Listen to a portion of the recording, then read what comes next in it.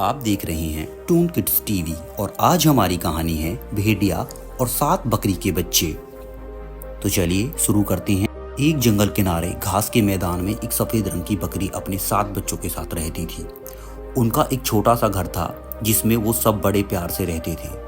बकरी अपने बच्चों के खाने पीने की व्यवस्था करती और सातों बच्चे जंगल में खेलते, नाचते गाते, उछल कूद मचाते उनके दिन बड़ी खुशी से गुजर रहे थे। एक दिन बकरी ने देखा कि जंगल में खतरनाक काला भेड़िया आ गया है और उसके बच्चे को खाने की फिराक में है। तब से उसने अपने बच्चों को घर से बाहर निकलना बंद करवा दिया। वे सब दिन भर घर में रहते। बकरी अपने बच्चे को हर समय अपनी आंखों के सामने रखती। एक दिन बकरी को खाने की व्यवस्था करने बाहर जाना पड़ा।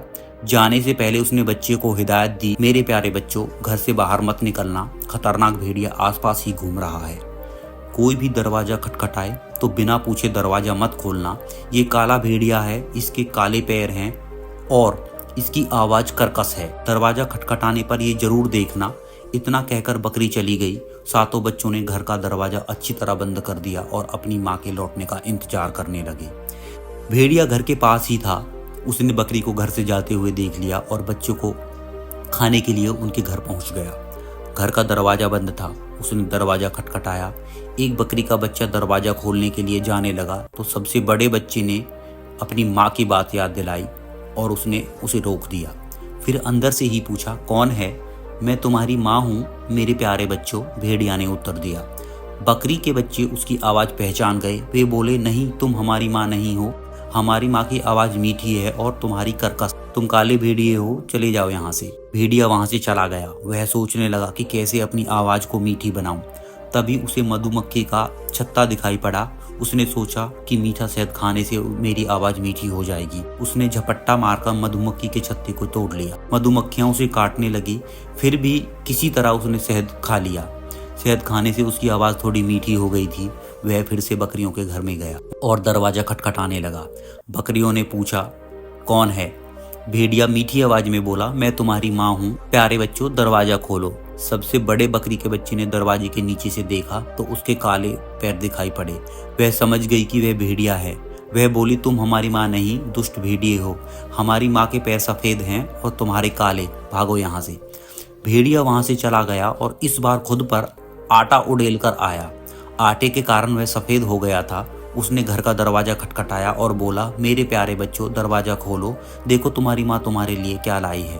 उसकी मीठी आवाज़ सुनने के बाद बकरियों ने दरवाजे के नीचे से उसके पैर देखे जो आटे के कारण सफेद हो गए थे। लगता है हमारी माँ आ गई, बकरी के सबसे बड़े बच्चे ने कहा।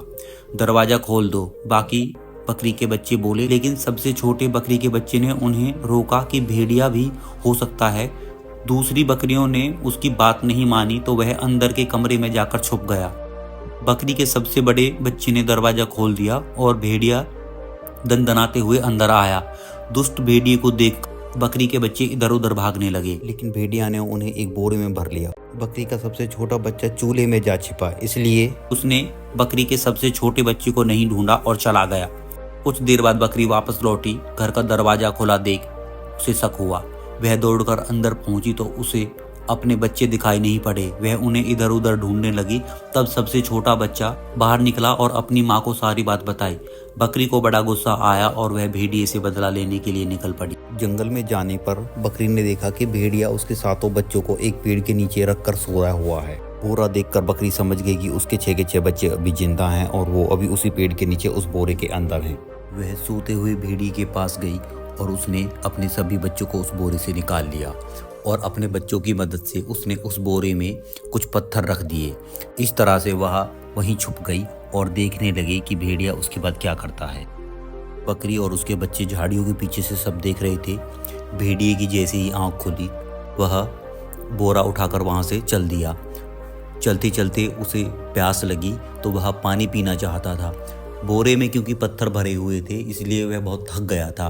वह जैसे ही नदी के पास पहुंचा और वह आगे की तरफ झुका, जैसे ही वह नदी में पानी पीने के लिए झुका, उसका पैर फिसल गया और वह सीधा पानी में जा गिरा।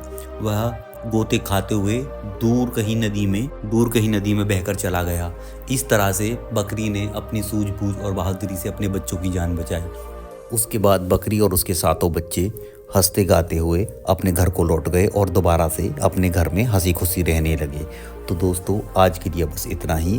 अगर आपको हमारा वीडियो पसंद आया हो, हमारी कहानी अच्छी लगी हो, तो हमारी कहानी को लाइक और हमारे चैनल को सब्सक्राइब करके ज़रूर जाइएगा, क्योंकि आपका सब्सक्राइब हमें एक नई आशा देता है। तो दोस्तों मिलते हैं कल एक और ऐसी ही शिक्षाप्रद कहानी के साथ। तो बने रहे हमारे चैनल टून किड्स टीवी के साथ। तब तक के लिए गुड बाय।